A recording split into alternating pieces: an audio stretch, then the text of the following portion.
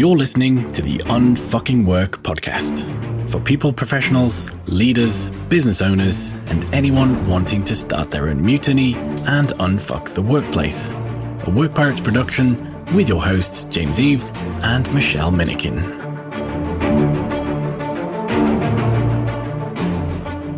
Today's episode is with Elizabeth, and the short intro never would do you justice, would it, Elizabeth? But Elizabeth's Chief Talent Navigator at Transforming Talent, a soapbox psychologist, and describes herself as the devil's advocate for talent. There we What go. an intro. And if you're only listening to this on the audio, you need to get across to YouTube right away to see what looks like something from Maleficent. Is that the movie with? I was pre-Maleficent, I will have you know. Yes, absolutely. So yes, the devil's advocate for talent. And like any good pirate who has beautiful gold coins that tend to get eaten, a devil's advocate has to get her horns out when the point needs to be made. I'm not going to say anything about her being horny. Oops. Oops. And we're on the air. Welcome to the Work Pirates. Oh dear me. So yes. And Elizabeth's in Germany, so heading in Yes. from further afield. Mm-hmm. So good Further morning. afield, further at sea, ahoy mateys. We were talking about that this could be a random like Easter egg. So James and Michelle have been known to pop in a couple of German statements. This will be an offside to the regular podcast. We'll be learning a little bit of German. Sehr gut. No. Ausgezeichnet. Die Arbeitspiraten. There we go. Yes, we know to be the German version of this. Good idea. So we are talking today about the Great Resignation. Do you know what that always makes me think of? Huh. It's like it's a Charles Dickens novel. Oh, Great Expectations, part two. Well, there could be parallels. Yeah. Dystopian Exactly. novel, page turner, I don't know. Potentially. Well, Gwyneth Paltrow certainly played a role in both of them. So, Oh dear me. So yes. tell me more. What is the Okay. Great Resignation about? Why are we having it? Yeah, great question. And it's funny, the Great Resignation, I'm sure a lot of people have heard that. It was basically 2021, when September of 2021, we were finally going to go back into that next normal, or the new normal was happening and everyone was returning to work. And then suddenly this aspect that had started in like December of 2020 and before, of all of a sudden people were resigning and finding new jobs. I don't know how it was on your guys' friends list on LinkedIn. It was like, okay, had a new job. It's still going on. It is. It's Especially HR people. I'm like, Jesus Christ. Yes, Yeah. absolutely. And so, I don't know who it was. One of the big consulting firms, of course, came up with a great title for it in terms of the Great Resignation. But was it really the resignation, or was it reawakening as to what do we need and want to get out of work? And if our work is making us miserable, if we're not being seen for the contributions that we're making, if what we're doing doesn't have an impact and we're treated like cogs in a wheel, or even the slime at the bottom of the boat with the barnacles, maybe there's some different options for us. And so this whole aspect of how am I, building my own zigzag career and choosing an option which plays to my talent and changing and jumping ship. It really ruffled a lot of feathers around this supply chain type of idea as to how does talent happen. And suddenly we were worried not about who we needed to get rid of off of our employee books because times were tight.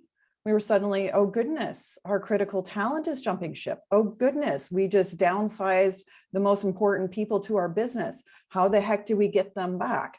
So this aspect of, how are we really understanding what we're working with in any organization as people at work? And if people don't feel like they're valued and seen and recognized for who they are, at some point, your talent, particularly when they have options, are going to jump ship. Because that's what happens, isn't it? It's like the movement of people has just become immense. It's almost during the pandemic that it was almost habit pattern interruption, wasn't it? Because like I go to my job, I hate my job, and I'm going to go to my job, and then almost the job changed slightly. You had to work from home, or you had to do like 4 times the amount of work in case of most HR type people, or got furloughed, which is even worse. And they had time to almost think or burn out or break or realize that this isn't for them. And so then it just becomes so many, because people are moving, just like whack-a-mole, I suppose, isn't it, with all the different vacancies. Well, a whack-a-mole in terms of all the different vacancies, and what were people willing to accept at work and from their employers around, am I just being this cog in the wheel? Do they see what's going on? Here, the aspect of how many women alone in December of 2020 left the workforce, and how there was an utter lack of conversation around it. And this aspect of, particularly females took a huge load of the responsibility of schooling. That I don't need to explain this to you, obviously, 2020, 2021, and even going into 22. And this kind of superhero, super Wonder Woman getting it all done, to say, okay, what are those aspects around workplace flexibility and what we can do? That this proximity bias, if I see you at your desk and therefore you're producing and therefore you're working, they're like, oh, well, we noticed that people are actually getting stuff done while they were at home. So this paradigm that we had of, if people are in the building, then they're going to be productive and working together. No, they can actually be productive working from home. And there have been bazillions of studies. Squeezing the Orange just talked about one from like 10 years ago in China that proved like working from home actually really does work very well.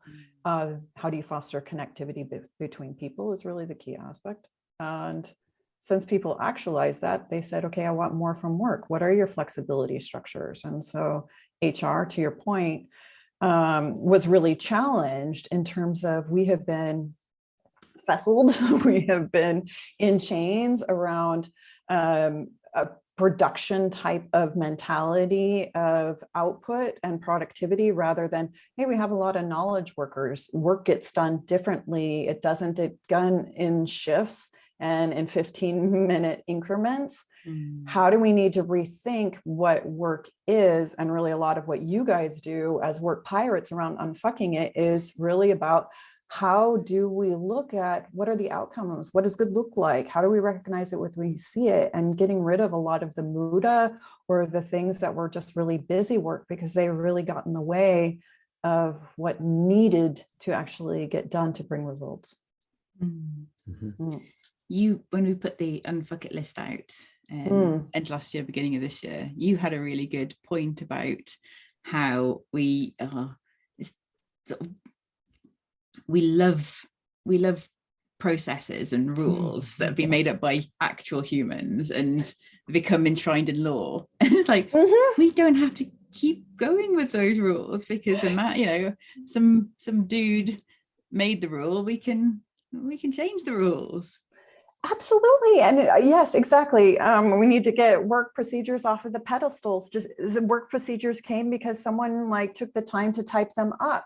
And then suddenly, we got audited on them, but an audit only says, how well do you follow your process? It doesn't say how good your process or how effective your process is. That's our work. And so this whole aspect of how do we rethink of, what's really effective, rather than looking out of that manufacturing lens around operational efficiency, which I think has really created a lot of problems around the blinders. We really took that step back in the pandemic and say, okay, what's really effective? And that is a totally different lens to look at processes. Are they meaningful, impactful? Do we need them? And then are they Yes, efficiency, I will give you that. It is important, but not efficiency to the detriment of effectiveness. Or humans. Yes. Yes. Or humans. Yeah, absolutely. Could not agree more. Yeah. Yeah. So what can employers do to thinking of the same, yeah. What can they do? What are the answers, or some of them? Oh, okay. Well, let me get my oracle out. So I have my Furby oracle, what employers can do. Well, I think one of the things is to stop and pause and think, to say, okay, if we're looking at what it really is our business strategy of, why do our customers buy us? What are we really serving? Why do we even exist? Is that necessary? And then what do people get to do towards that outcome? So looking at more of a purpose-based of what's that impact, rather than, here, just get your work done and then you can clock in and clock out. It's why are we doing this? So stopping and pausing and saying, why do we exist? Why do our customers need us? And then working back from whatever that job to be done is, and then saying, okay, and how do we really understand our organization around what do we need to do, rather than the stupid we should be doing, because the should be doing, that leads us down a lot of shiny penny holes. I'm just gonna call it that. Shiny penny holes. Shiny penny holes. We can mix our metaphors. It's fine. It's fine. But this aspect of, agile, this, that, and the other thing. Same thing with transformation. It's like, well, do we know we're transform? Maybe we're going to be Bumblebee. Who knows? This whole thing of knowing, stop and consider, why are you doing this? Rather than, oh, HR tech, we need to be doing this. Huge investment without even saying, do you know what questions are going to be asking the HR tech? Do you know why you need it? Do you not already have this? What are those real questions that need to be asked? So that would be my very long-winded answer as to what employers could do. They could stop, pause, and think, why do you exist? And why do we want to exist? And that, I am presuming, will get you to more of the core as to what you actually need to do that will create that lasting impact, rather than it be, I've just read this article in whatever publication, or some CEO friend of mine said we should all be doing this, that, and the other, which is the sticking plaster approach, or sorry, the Band-Aid approach, if it's for American audience. Good so product placement there. Other wound applications are also available. So it's finding this balance of, let's get to the core and do this properly. Yeah. I've tended to find in lots of organizations, any kind of significant time, resource investment to do something well takes second place to what can we do just to get through the financial year, to make it look like to shareholders that we're actually doing things, whereas really we're just, it's a load of BS and that sort of thing. What would you say? It's a very long-winded question. Well, and I think this is one of the big things. It's what are your reward and recognition systems of, here we're all this Gordon Gecko, how do we report out as a board to the stock market so that we are continuing down this path of growth, instead of saying, here, what is healthy? And so, the whole B Corporation movement, it's really, it's so necessary to say, stop and pause. What are we doing this for? What does healthy growth look like? How are we having a real understanding of the cause and effect of our behaviors? If they're so short term and so short sighted, what are the macroeconomic and also the personal costs that are happening? Right now, for example, in the US, there's a lot of talk about the damage that private equity firms are doing when they take ownership of companies. And it really is to us, as citizens, to say, okay, here, do corporations have more rights than individual citizens? And there have been a lot of changes made in multiple countries out of this gear for, or this yearning for profit at all costs, rather than saying, okay, here, what is profitable growth? What is sustainable growth? And how are we really having those as our pillars for how we continue, and putting important protection in, because just like the political, politicizing, what are the societal effects of that, to say, okay, what happened to the middle class? What happened to the common ground? What happened to stewardship and statesmanship to constructively bring society forward? And so I think a lot of these conversations, thankfully, have happened over the course of the pandemic, where people are stopping and pausing and saying, okay, what is this wheel cog that we've been a part of and privy to? And what could be a different path forward? Yeah. Sometimes I think it's a lack of imagination. Yeah. And people just, this is the way we've always done it. So, and this is what Microsoft are doing. Well, Microsoft might be doing that, but they're a global organization. You've got 30 people in Skegness.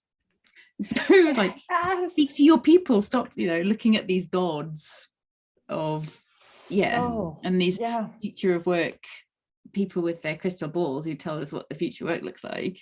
Yeah, nobody bloody knows. The only way of actually predicting it is actually creating it, surely. So you can have your Furby of the crystal ball. And to your point, it's like, just because big practice exists doesn't mean it's going to be the next practice and the best practice for you to take an example off of. And I think that's one of our biggest challenges. If I look at, HR or work psychologists in the workplace, is these assumptions that that the big must be better, or the shiny must be the best way forward, rather than saying, okay, do you understand what is the problem? Where are you trying to go to? And starting really with basic fundamental questions, and addressing those elephants in the room. And what do we call them? The hippos, the highest paid person opinion. And addressing the hippos, and doing that work, rather than assuming that Band-Aid or the plaster or whatever gauze is shiny penny you're going to put on, that's going to solve your problem. If you're not addressing the problem, or you're not even taking this time to understand what the problem is out of the perspective of, why are you losing out? I think so often companies look way too internally, rather than understanding, is this even important? Is this even relevant? So design thinking has been helpful for that. I think, here Clayton Christensen's The Job to Be Done, to say, okay, here, how are we understanding there's some sort of meta level need that the humans have? What are the different options for solving that? And starting from there is very different than, we've been, continually producing these products and good. We have, incremental improvements, but, oh, darn it, disruption happened. Okay, but that's not something we could have foreseen. So this whole kind of, the challenge of what, it's an old book title of what got you here won't get you there, but it's true. And so how are we looking at the talent universe around, what are the principles? Why do we exist? What are the drivers? What are people looking for in terms of their well-being, and how work fits into the life impact goals that they would like to have? Those are the perspectives that, out of a talent perspective, what are we having in terms of those answers? And for me, those are exactly the same questions that every board is struggling with, which is great, because they're stopping to pause and think, okay, here, it's not just putting a Band-Aid in a quick fix. What is at least the midterm view as to why do we exist, and how are we going down that path? Because that's inspirational to that very popular, the why. The why. The why. It seems really simple. Why don't people start there? I think there's a lot of fear and this belief of lack of self-agency. I think this whole thing of, I can't, within my little sphere of influence, I can see the things and I can complain with the best of them at the water cooler. It doesn't matter if the water cooler's on Slack. But here, I can't really affect change until people really see that they're part of the co-creation. If you're involved in an organization in any role, doesn't matter if you're the CEO or you're an intern, you can have an impact. And if you don't believe that, that's, in my opinion, the biggest challenge for organizations, is when the people don't believe that they actually have influence and impact with what they do. Absolutely. And I think that's the fear is very much there. It's the almost these feedback loops of, we often say exit interviews. I always feel like, is anyone really going to tell you anything useful at that point? If they're leaving, it's for a reason, and they may not tell you. If you're not getting this information back to the senior hierarchies, because your manager says, no, they don't need to know that. The next manager up says, no, they don't need to know that. Absolutely. The pre-filtering. Yes, absolutely. For any of us who've been in HR, you'll know. Okay, what do we need how to do we put this? Exactly. What's the fluff around this that we can wrap this so that the message will get at least into the room? Yeah, the old sandwich technique. The shit sandwich. I remember having to tell 2 separate HR directors that the reason why people haven't joined the team is because of their interviewing. They came across as really mean. I'm like, dudes, this is basics. Yeah. But having the courage to call a spade. Yes, exactly. Having the courage to call a spade. Yeah, I couldn't agree more. So for me, civil courage at work doesn't get enough press or awareness, because there's a lot of calling out flack rather than, here, how are we standing up and standing in, so that this aspect of courage for and with one another, for me, that's a huge aspect of how are we constructively working together to make it better. And yeah, it's not, for me, leadership is not something that happens to you. This whole idea of what is, the victim challenge, to say, okay, how am I, what can I do? What's my sphere? And how do I see that self-agency within me to make a difference? And sometimes if you come across all of those barriers and borders and you really feel like, okay, I'm just knocking my head against this wall and I'm just getting bruises on my forehead. Now people are saying, okay, then I will make a change.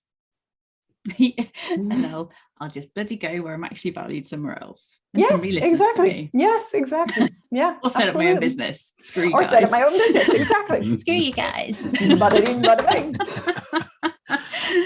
Cool. Yeah. Well, or start an awesome new podcast. Yes. Or a soapbox psychology YouTube channel. Exactly. That we've just done recently, which is brilliant. Yeah, so I think we'll have to have you back at some point. There's so much, awesome. Even in this podcast, I'd love to unpick more. But thank you ever so much for coming and chatting with us today. It's always an absolute pleasure. An absolute joy. Thank you to the both of you so much.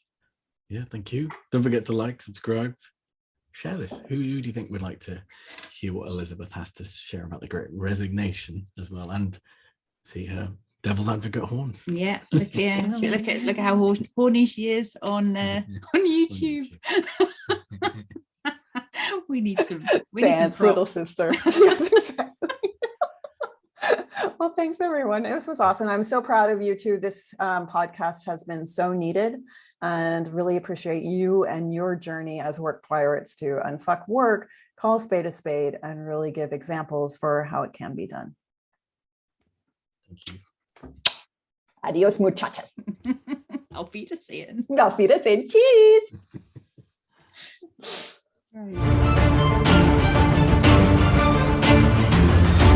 Thanks for climbing aboard for this episode. You can find further information in the show notes. If you want to hire or become a work pirate, get started at workpirates.com.